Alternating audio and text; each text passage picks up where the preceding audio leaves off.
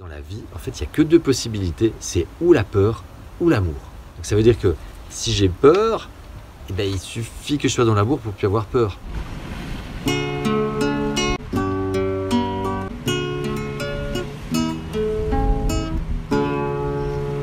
petits passages.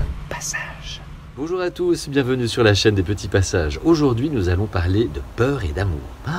Vaste sujet. Mais je vous rassure, on va faire une vidéo courte aujourd'hui, ce sera plutôt une introduction à ces deux sujets parce que c'est tellement vaste qu'on pourrait en parler pendant des heures. La méthode simple pour créer un autre monde, c'est également une conférence que je vous propose au gré de mes déplacements. Toutes les infos sont en description. Pour bénéficier de l'ensemble de mon message, restez bien jusqu'à la fin de la vidéo et si elle vous aura semblé pertinente, merci de la partager, de la commenter et de vous abonner à la chaîne.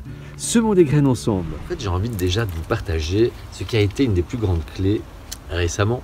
C'est quand quelqu'un m'a dit « Ah mais en fait dans la vie, en fait il n'y a que deux possibilités, c'est ou la peur ou l'amour. » Ah, alors là tu te dis donc ça veut dire que si j'ai peur, eh ben, il suffit que je sois dans l'amour pour plus avoir peur. Bah oui, en fait c'est ça. Alors après tu peux essayer, si tu es déjà dans l'amour, tu peux te faire peur. Bon, je pense pas que ce soit très utile. Oui, c'est tout simple parce que vous savez en fait la vie est simple. Elle n'est pas forcément facile, mais elle est simple. Et on se la complique. Mais quand on regarde, y a énormément de choses que quand on les découvre, on se dit « Ah mais en fait, mais oui, mais c'est tout simple. » Bah oui, c'est tout simple. Et ça aussi. Alors on va déjà peut-être commencer par là. Ça veut dire quoi être dans l'amour? Ça veut dire quoi ouvrir son cœur? En fait, j'ai envie de vous dire déjà, c'est être dans le respect. C'est être dans le respect de soi-même et dans le respect des autres. Et le respect, ça passe par quoi? On l'a vu brièvement dans les accords Toltec, ça veut dire soigner sa parole, déjà. Alors, c'est pas être dans la critique, dans le ragot, c'est pas être dans le jugement non plus. Donc, à partir du moment où on soigne déjà ces trois éléments, eh bien, je pense qu'on a des bonnes chances de pouvoir être dans l'amour. Par contre, en étant sans arrêt en train de critiquer, de juger, eh bien, on n'est pas dans l'amour. Donc, travailler peut-être déjà ces trois aspects avant d'aller plus loin. L'amour pour les autres, c'est également l'amour pour soi-même. Ça, on l'a vu aussi dans d'autres vidéos. S'aimer soi-même, c'est arriver déjà à se regarder dans la glace et à se dire « Je t'aime, tu es quelqu'un de bien » et y croire vraiment. Donc là, je vous ramène à ma vidéo. Je vais vous mettre le titre dans le bandeau. Donc l'amour inconditionnel, c'est un état d'esprit, c'est être dans la bienveillance. C'est avoir envie d'être aimable avec l'autre, c'est d'accepter l'autre tel qu'il est, d'enlever les filtres. Je pense que déjà avec ces petites notions, on a déjà de la matière. Et puis de l'autre côté, la peur, c'est pareil. On connaît le mot peur par certains aspects, la peur de l'avion, la peur des araignées, la peur du vide. Mais des fois, il y a d'autres peurs qui sont un peu plus cachées et qu'on n'identifie pas forcément.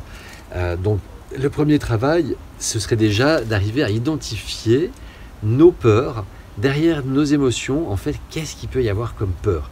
Et ce travail-là, ça paraît tout simple de le dire comme ça, mais essayez et vous allez voir en fait, oui. Et au début, on ne s'imagine pas qu'il puisse y avoir une peur derrière une émotion, mais en fait, il y en a toujours une. Et c'est super intéressant de les identifier. Je vais vous donner un exemple.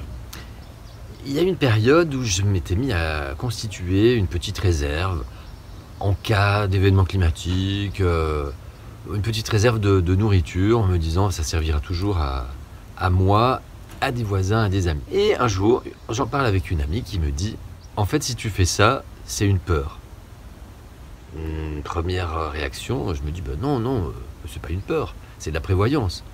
Si, c'est la peur de manquer. Et ça m'a, sur le moment, je refusais d'admettre que c'était une peur. Et je digère la chose, j'analyse la question, je tourne un peu dans tous les sens et je me rends compte qu'en fait, oui, elle avait raison. C'est une peur de manquer. Parce que je suis le premier à dire que j'ai pas peur de la mort. Donc si je fais des réserves, quelque part, c'est au cas où j'ai pas à manger. Donc c'est la peur de plus avoir assez à manger. Et donc de mourir de faim. Alors oui, après c'est aussi pour les autres, donc c'est un petit peu tangent, mais c'est la peur que les autres puissent manquer. Donc il y avait quand même bel et bien une peur. Et ça a été un déclic pour moi de voir qu'en fait, à un endroit où je m'y attendais pas du tout, il y avait effectivement une peur. On verra dans une autre vidéo comment on peut les surmonter, les transcender. J'aime pas le mot combattre, je fais exprès de ne pas l'utiliser. Partons du principe qu'en fait, c'est comme les poupées russes. Derrière une peur, il y a toujours une autre peur, une autre peur, une autre peur. Et à la fin, au bout du bout, il y a toujours la peur de mourir. Alors moi, quand j'ai entendu ça aussi la première fois, je me suis dit, oui, mais enfin quand même, c'est pas parce que j'ai peur des araignées que j'ai peur de mourir, c'est pas parce que j'ai peur de déplaire que j'ai peur de mourir.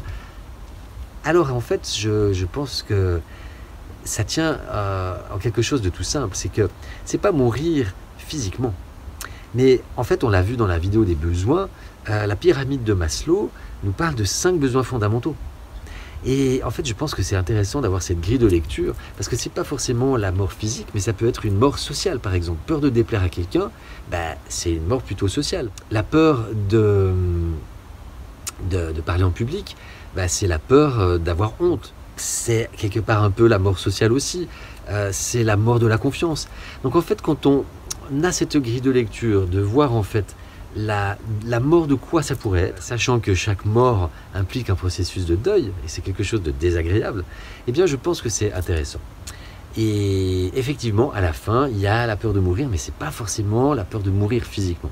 Donc je pense qu'on va déjà essayer de se concentrer sur ces quelques notions qu'on a vues dans la vidéo, à savoir, pour l'amour, être dans la bienveillance, pas dans le jugement, prendre l'autre tel qu'il est, pas être dans la critique, soigner ses paroles.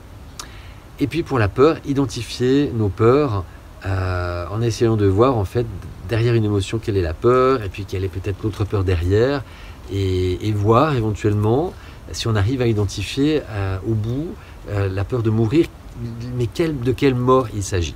On ne va pas aller plus loin aujourd'hui, je vous propose déjà de faire ces petits exercices d'investigation, et puis on se retrouve dans une prochaine vidéo.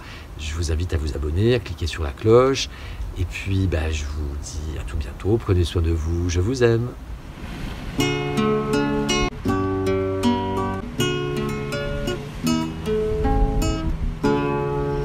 Les petits pas sages.